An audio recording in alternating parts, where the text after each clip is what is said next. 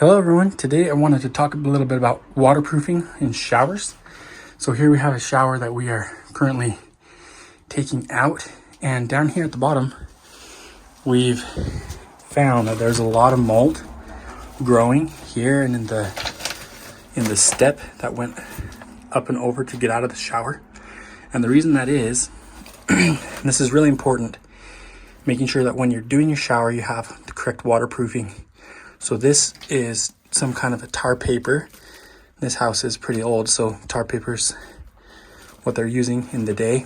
And anyway, this tar paper didn't go all the way up and over the step. The step was up here. It's about an inch lower. And so what this needed to have had was to continue longer and go up and completely over the step and down the other side. And then have the step slanted into the shower to drain into the drainage. So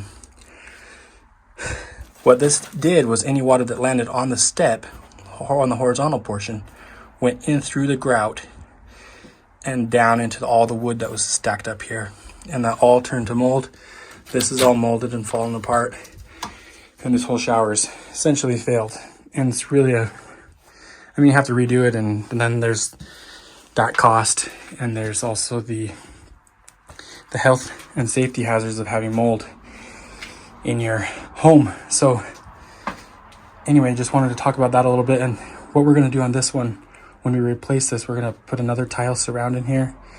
We're going to have a fiberglass base, and we're going to cover that with Red Guard.